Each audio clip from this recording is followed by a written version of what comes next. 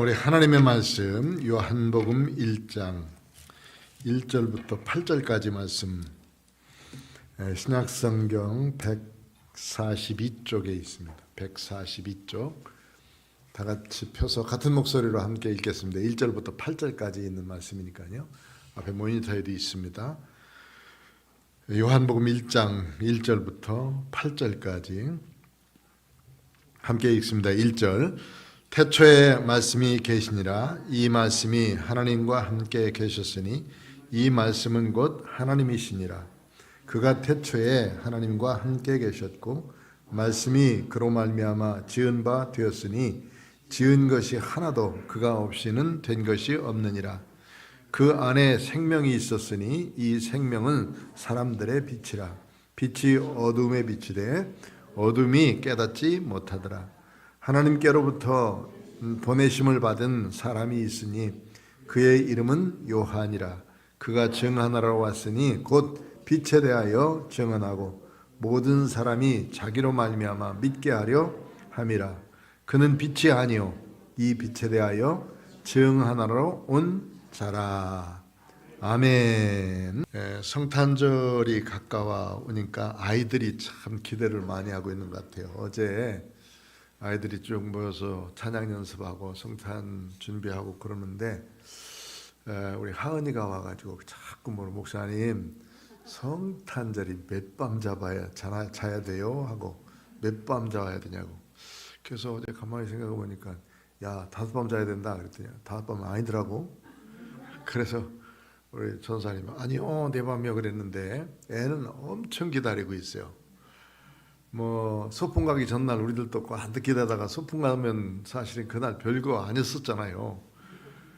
그런데도 그날 기다리는 게 얼마나 좋던가요. 성탄절도 마찬가지로 아이들에게는 참 좋은 기억이고 우리들도 그렇게 기다리던 때가 있었죠. 어린 시절에. 저는 그런 기억이 지금 나거든요.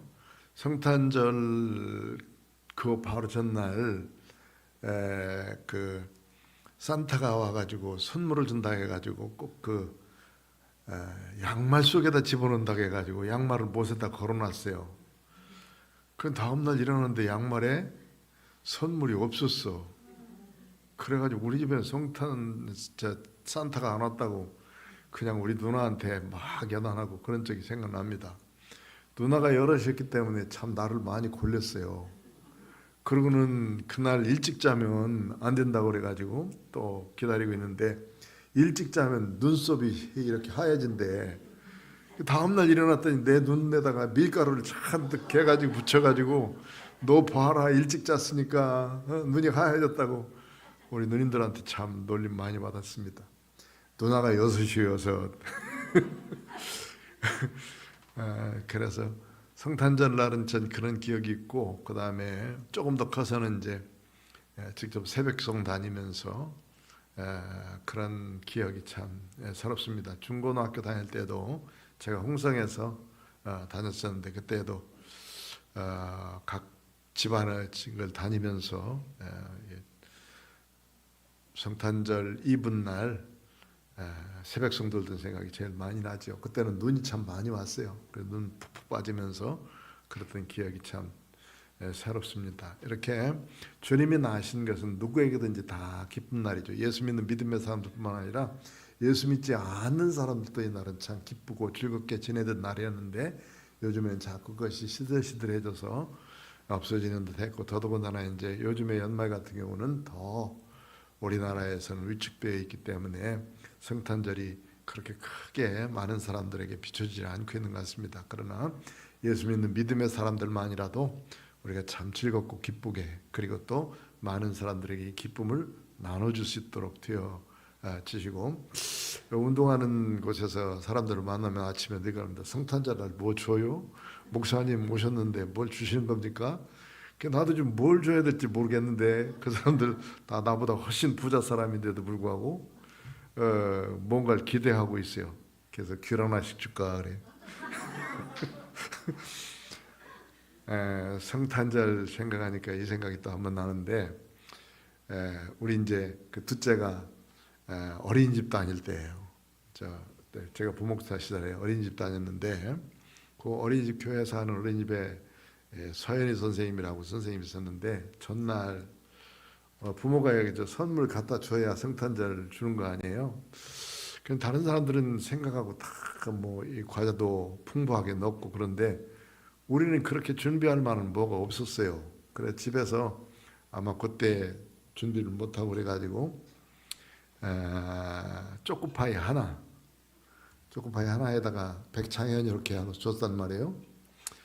그런데 이제 그 산타가 와가지고 계속 다른 애들은 다 큰 거 주고 막 그러는데 또 이게 마지막쯤에 주는 거야. 그런데 이제 눈이 빠져라 기다리다가 초코파이 하나 받고 난 다음에 울음이 팍 터졌어. 와 하고 얼마나 기대감을 했을 텐데 그거 하나 받고 지금도 그것 때문에 내가 우리 아들한테는 엄청 미안해요. 그런 기억도 있고요. 어쨌든 그렇게 참 살면서 성탄절에 좋은 추억들이 나뿐만 아니라 여러분도 다 있을 거예요. 성탄절에 이런 기쁘고 즐거운 성탄절, 이런 성탄절을 24년도에도 맞을 수 있도록 되어지시기 바랍니다.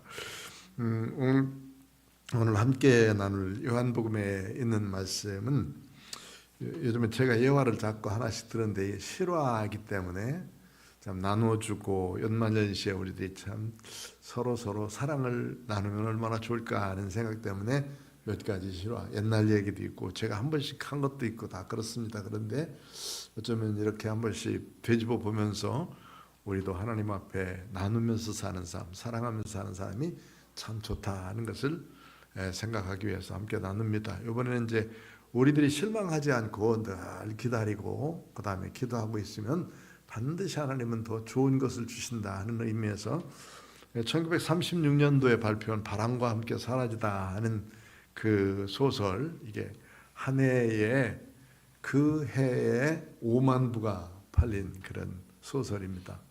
그런데 그것을 지은 마가렛 카스켓이라는 분은 본래 26살에 본래 기자였었는데 다리를 다쳐가지고 그만 그는 퇴직을 하고 말았어요. 퇴직하고 난 다음에 다시 고치고 나니까 직장에서는 받아주지도 않고 1930년대, 20년대, 30년대니까 미국이 상당히 불황에 빠져 있을 때 아니에요. 그러니까 취직이 안 되고 그래가지고 어쩔 수 없이 뭘 했느냐 하면 소설을 쓰기 시작했다는 거예요. 소설을 10년 동안 쓰고 또 쓰고 고치고 또 고쳐서 써놨어요. 그런데 이제 출판을 해야 되는데 무명 작가, 처음 소설을 쓴 사람이 이 출판사에서 유명한 사람들의 소설은 출판해 주지만 출판을 해주지 않으니까 이것저것 찾아다니면서 뭐 1년 동안을 쭉 돌아다니도 그 소설을 출판해 준다는 사람이 없었다는 거예요.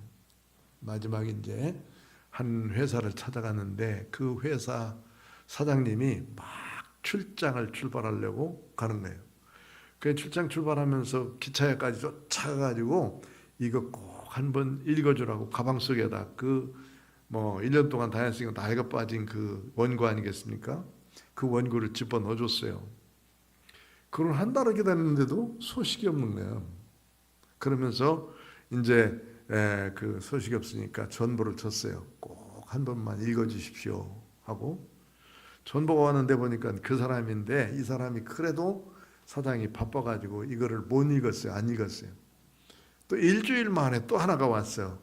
보니까 내가 쓴 소설을 한 번 더 꼭 읽어주십시오 하는 거예요. 이제 생각은 있는데 읽을 시간이 없으니까 그 다음 세 번째 전보 왔을 때 뭔 소설인데 이렇게 가냐 해가지고 그걸 읽기 시작했는데 읽자마자 단숨에 긴 소설을 다 읽었다는 거예요. 소설 사장이 그러고 난 다음에 그대로 가서 그것을 찍어냈어요.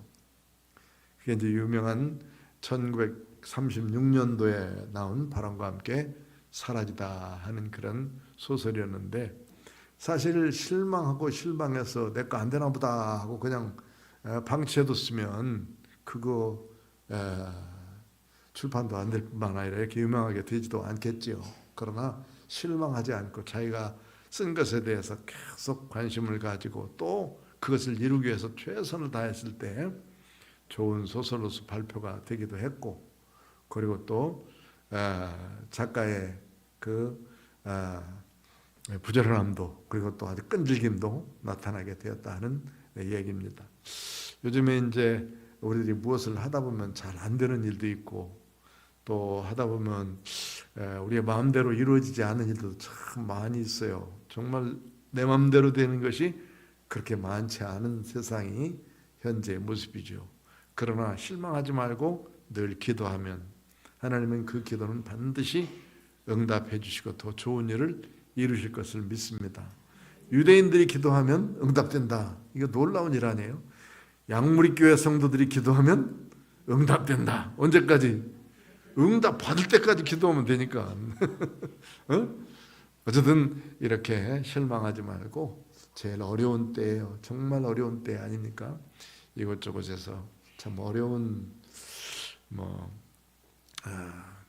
우리나라도 그렇고 개인적으로도 경제적으로는 더 심각해서 지금 자꾸 어려워져 가고 있는데, 이런 데 실망하지 말고 우리 하나님 앞에 더 매달려서 기도하는 그런 계기가 되어지시길 바랍니다.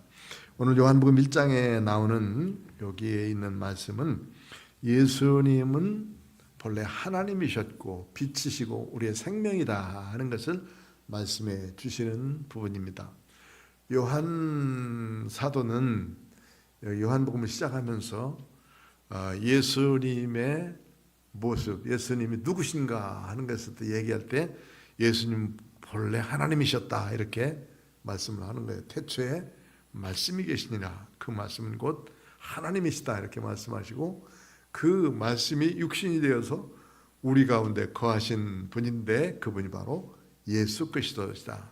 그를 영접하는 자고 그 이름을 믿는 자들에게는 하나님의 자녀가 되는 권세를 주셨다. 이렇게 하면서 그 하나님 자신임을 말씀하고 있어요. 예수님 자신도 자기가 누구시다 하는 것을 요한복음 보면 몇 가지로 이렇게 말씀하고 있어요. 나는 누구누구이다. 나는 무엇이다. 에고엠이라는 말로 이렇게 이제 헬라에 쭉 보면은 나는 무엇이다. 이렇게 이제 예수님이 직접 말씀하신 말씀들이 여러 번 기록되어 있습니다. 하나님도 모세에게 말씀을 하셨어요.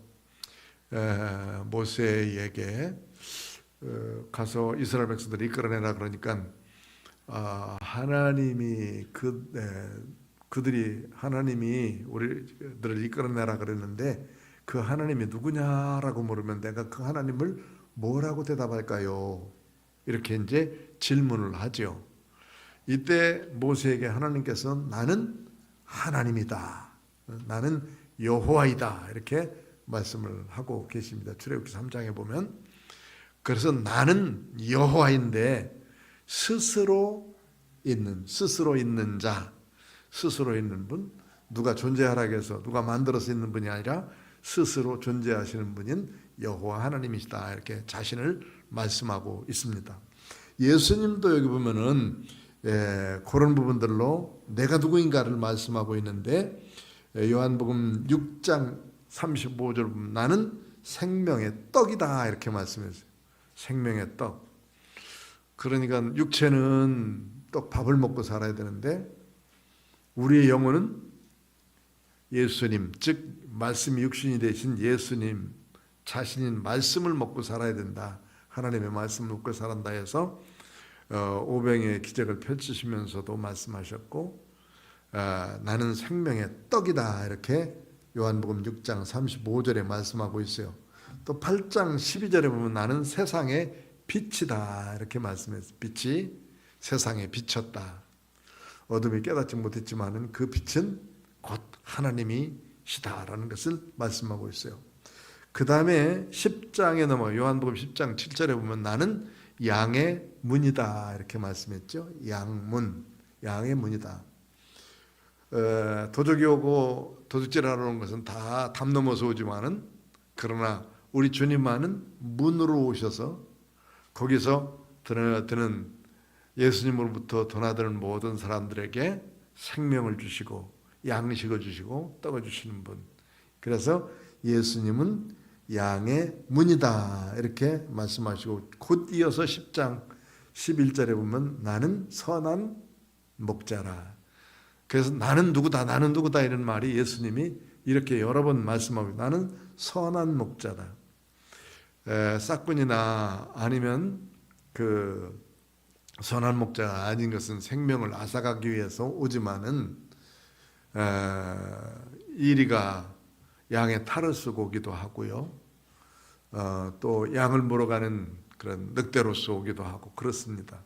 그러나 예수님은 선한 목자로서 이 세상에 오셨다고 하는 것을 말씀하고 있고, 또 나는 부활이요 생명이다 11장 25절, 또 나는 길이요 진리요 생명이다 이렇게 요한복음 14장 6절에는 말씀하고, 마지막으로 나는 참 포도나무, 나는 참 포도나무다 이렇게 말씀. 포도나무.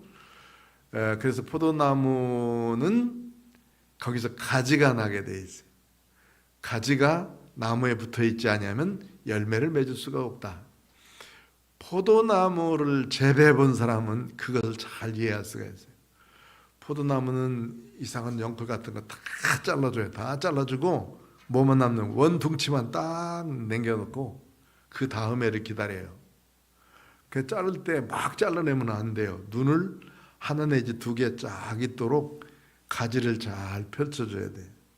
그 가지에서 나는 새순에서 열매를 맺게 돼요. 1년생 가지에서 열매를 맺기 때문에 예수님은 이 원둥치인 나무다라고 말씀했고, 하나님은 농부시고 우리는 그 가지다 이렇게 말씀했어요. 그 가지가 이 나무에 붙어 있어야 열매를 맺죠.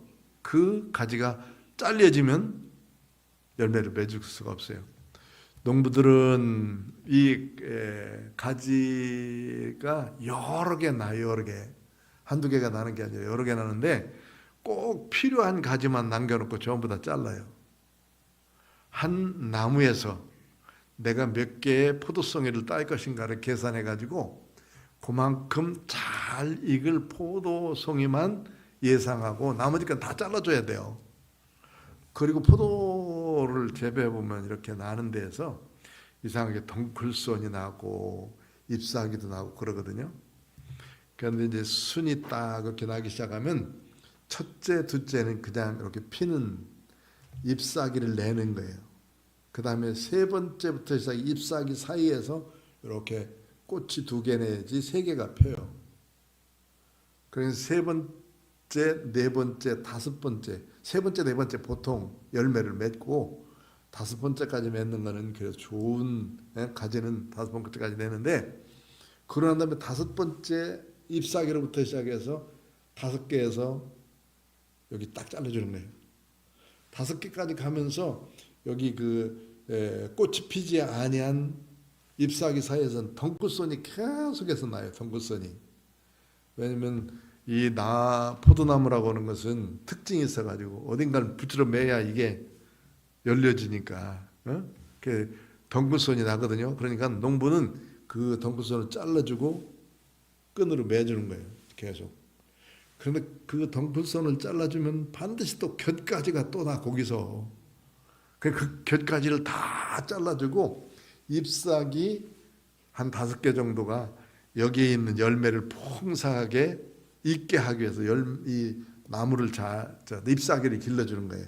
잎사귀를 기르기 위해서 계속 잘라주는 일들을 해야 이 포도송이가 열매를 맞아요. 샤인머스켓 파란 거 그거 키우는 방법은 제가 보니까 이렇더라고요. 샤인머스켓 본래 이제 이렇게 쭉 긴 그 열매가 이렇게 맺혀지거든요. 그러면 가차없이 처음부터 시작해서 중간쯤은 쫙 앞에 있는 꽃을 다 따줘야 돼. 그리고 그 밑에 나오는 거, 요거 가지고 이제 풍성한 이 열매를 맺을 수 있도록 만들어요. 처음부터 놔두면 알맹이가 자라져 가지고 제대로 상품이 안 돼요. 이게 내 농부야, 농부. 그래가지고 이 열매가 굵직하기 위해서는 앞에 있는 부분을 쫙 잘라줘 버려요. 정말 아깝죠. 3분의 2는 잘라내야 돼. 그리고 그 나머지 3분의 1이 지금처럼 이렇게 큰 샤인머스 소켓이 되는 거예요. 아깝다고 처음부터 나눈 거는 조그만 것밖에 열리지 않아요. 앞에 있는 부분을 콱 잘라줘야 나머지 거 지금처럼 그렇게 이제 상품이 되도록 만들어가는 거예요. 그런 걸 보면은 가지에 붙어 있어야 열매가 맺혀지고 농부인 하나님께서 잘 길러주셔야 된다는 것을 말씀하고 있는데, 나는 포도나무요 너희는 가지니, 예수님은 포도나무다 이렇게 말씀을 해주고, 포도나무 자체가 실상은 교회예요. 교회. 우리 교회를 말씀하는 거고, 예수님을 떠나서는 열매 맺을 수 없듯이 우리들이 하나님의 교회를 떠나서는 좋은 열매 맺을 수가 없어요. 우리는 예수님이 우리 교회의 머리이시고 우리는 각자의 지체, 예수님의 지체라 생각하면서 우리는 예수님의 몸을 이루는 교회이다. 이렇게 생각해 볼 때 참 우리들은 주님이 주신 생명 십자가의 능력인 이 새 생명을 얻고 하나님의 교회에서 믿음으로 예배하면서 주님을 영화롭게 해드리는 공동체가 됐다는 것이 참 큰 축복이고 큰 복이지 않습니까? 그래서 예수님은 나는 포도나무요 너희는 가지다 이렇게 말씀해 주면 포도나무다. 여기 보면 이제 요한은 예수님을 뭐라고 말씀하시는, 태초에 말씀이 계시니라 1절에 보면 말씀이시다. 이 말씀은 하나님과 함께 계시니 이 말씀은 곧 하나님이시다. 말씀이 곧 하나님이셨다. 이렇게 말씀을 하고 있죠. 그런데 이 세상을 창조하실 때 이 땅을 무엇으로 창조하셨습니까? 말씀으로. 아무것도 없는 곳에서 말씀으로. 먼저 빛이 있으라 하시니 빛이 있었고, 빛을 창조하시고 그 다음에 필요한 하늘 공창과 공창을 창조하시고, 또 바다와 육지, 이제 그 지구로 넘어와서 바다와 육지, 밤과 낮 이런 것들을 쭉 창조하시며 6일 만에 온전한 창조를 다 이루셨습니다. 그 만드신 역사 속에 말씀이 바로 이 온 우주를 만드는 원동력이셨다. 말씀 자체가 하나님이셨고 이 말씀은 곧 하나님이셨다. 그 하나님인 말씀이 나중에는 14절에 보면 14절에 말씀이 육신이 되어 우리 가운데 거하심에 우리가 그의 영광을 보니 아버지의 독생자의 영광이요 은혜와 진리가 충만하더라. 그러면서 말씀이 육신이 돼서 우리 가운데 오신 분이 예수님이시다 이렇게 이제 말씀하고 계셔요. 그래서 예수님은 본래 하나님이셨는데 하나님의 말씀으로 사역하시다가 우리 가운데 오신 분 이렇게 이해하면 더 좋겠죠. 그래서 예수님이 이 땅에 오시는 일에 대해서 요한 사도는 이런 모습으로 우리에게 생명을 주실 말씀으로서 오신 분이시다 이렇게 소개하고 있는 거예요. 그 다음에 그가 태초에 하나님과 함께 계셨고 만물이 그로 말미암아 지은 바 되었으니 지은 것이 하나도 그가 없이는 된 것이 없다. 그러니까 누구의 손길로 지어진 거예요? 누구의 말씀으로? 하나님의 말씀이신 예수님을 통해서 이 땅이 만들어졌다 이렇게 보여지는 거예요. 그러니까 그가 그로 말미암아 다 지은 바 되었고 그로 말미암아 지은 바 된 것이 짓지 않은 것이 하나도 없다. 모두가 다 말씀으로 지어지게 됐어요. 그리고 그 말씀 안에 뭐가 있어요? 생명이 있다. 생명은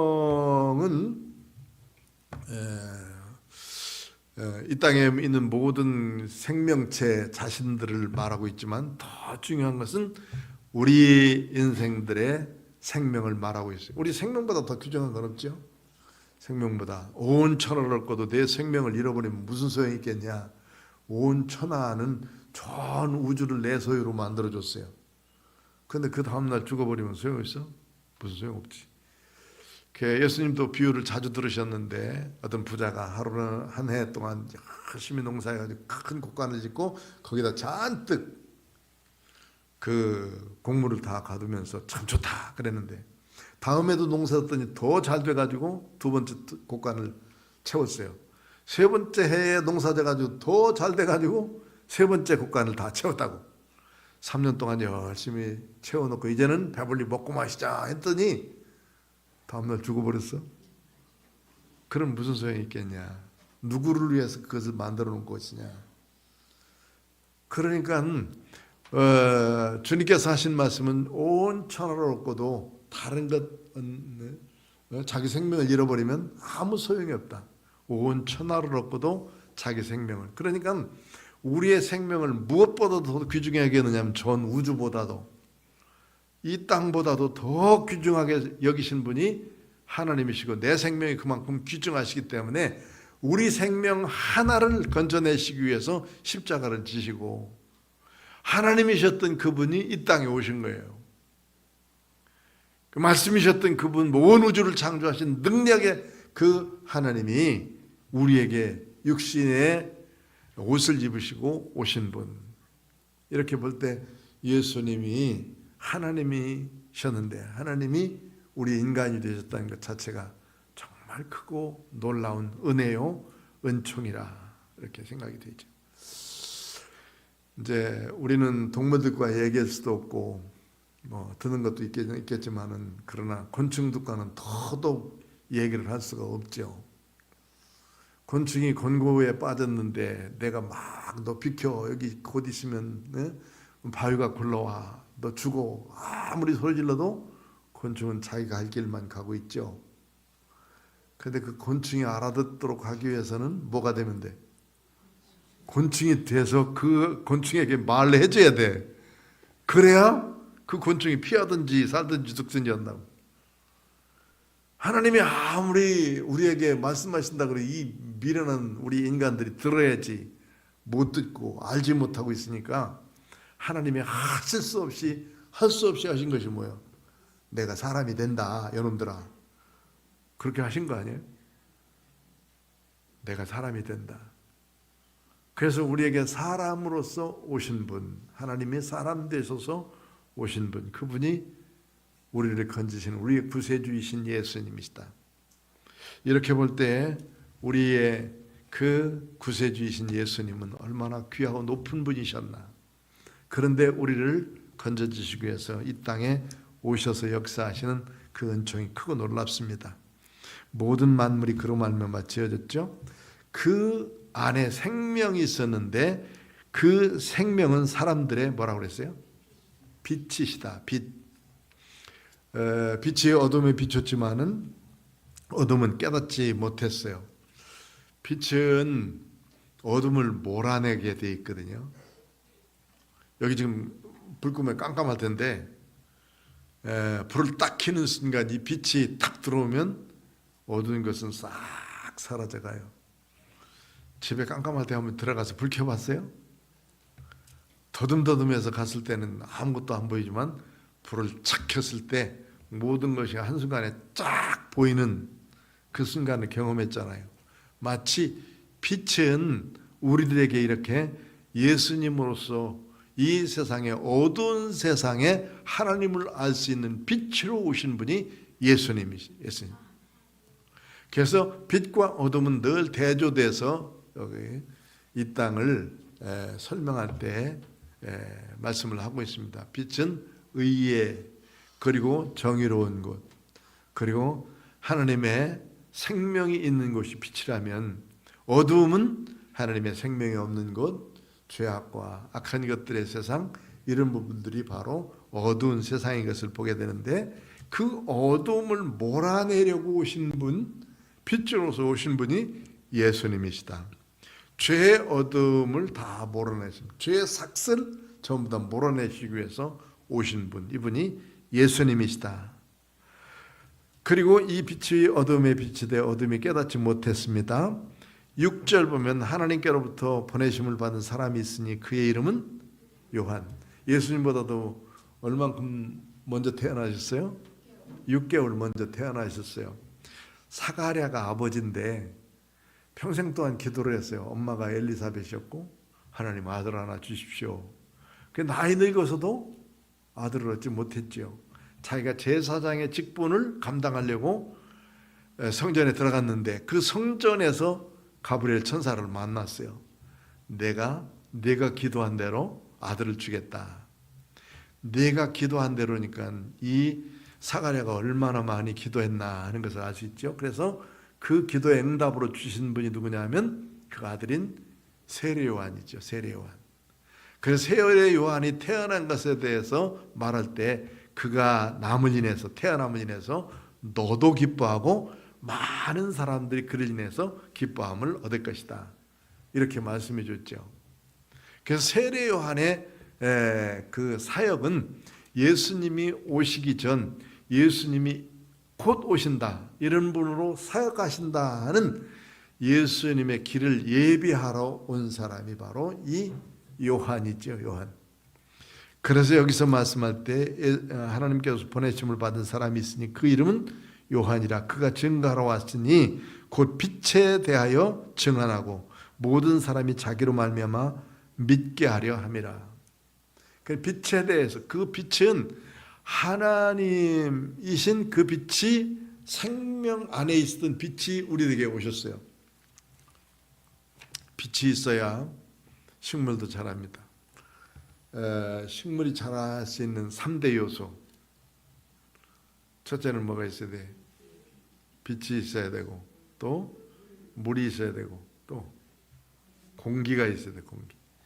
이 세 가지가 반드시 있어야 식물이 자랄 수 있습니다. 빛이 없으면 식물은 뭐 자랄 수 있는 것도 요즘에 있긴 있어요. 그런데 간접적으로 다 빛을 받아서 이제 어쨌든 광합성을 하고 그래야 이 식물이 자라기 때문에 빛이 반드시 있어야 생명체가 나게 돼 있죠.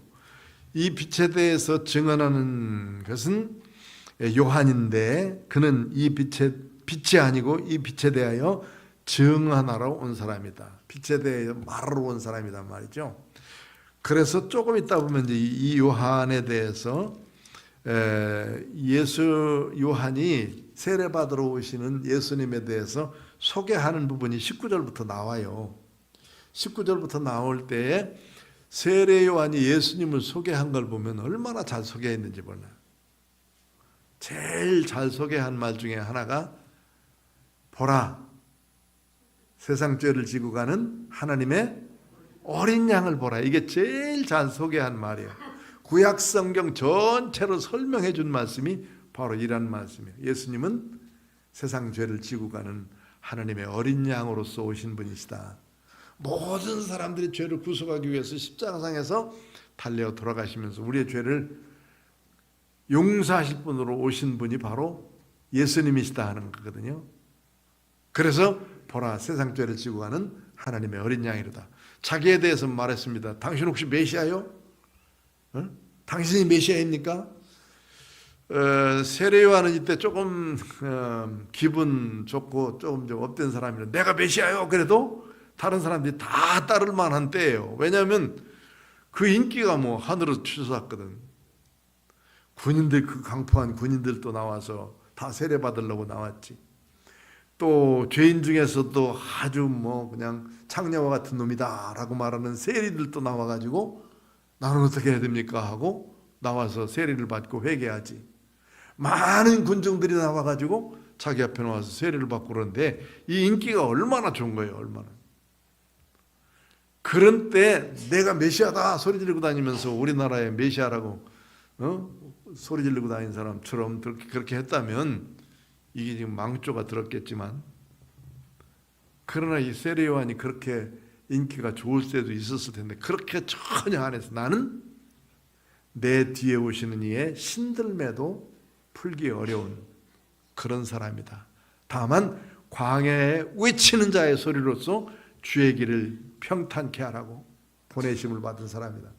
평탄케 한다는 말은 판판하게 만들어가지고, 오솔길은 꼬불꼬불 하잖아요. 이 길을 반듯한 길로, 이 평탄한 길이라는 말은 하이웨이라는 고속도로라는 말이에요. 고속도로. 반듯한 길로는. 고속도로 달려보면 팍팍 달리면 금방 가지만은 꼬불꼬불한 길은, 내비게이션 보셨어요? 내비게이션 보면은 지금 여기서부터 저 어디까지 그 롯데월드까지 몇 킬로다 이렇게 나와요. 그런데 샛길로 쭉 가보세요. 샛길로 가보면 그 거리는 얼마 가지만은 계속 같은 거리를 오랫동안 빤듯하게 가면 금방 가는데요. 그와 같은 거예요. 마찬가지로 우리가 이 세례요한이 알려준 대로 회개하라, 천국이 가까웠다, 회개하면서 예수님을 받아들일 때는 바로 주님 앞에 갈 수 있는 것이지만은, 그러나 그렇지 않고 회개치 않고 지가 뭔가 하려고 하고 찾으려고 그러고 그럴 때는 예수님 앞에 이를 수가 없어요. 세례요한이 전파한 회개하라, 천국이 가까웠다가 주님 앞에 가장 빨리 갈 수 있는 길이야. 고속도로. 그래서 그 길을 예비하라고 보내신 분, 그게 누구냐면 세례요한이에요. 세례요한. 그래서 자기는 주님의 길을 예비하라고 보내신 사람이지 메시아는 아니다, 이렇게 자기가 자기를 소개하고 있습니다. 그래서 그 빛에 대하여 증언한 사람인 이 메시아인 세례요한, 메시아를 증언하는 세례요한, 그 빛에 대해서 증언할 자가 이 세례요한으로 오셨다. 그래서 우리도 역시 빛을 받은 사람으로서 이제는 우리는 어떤 직임을 감당해야 돼요? 역시 동일하게 세례요한처럼 그 빛에 대해서 증거할 사람, 전할 사람이 되어져야 된다.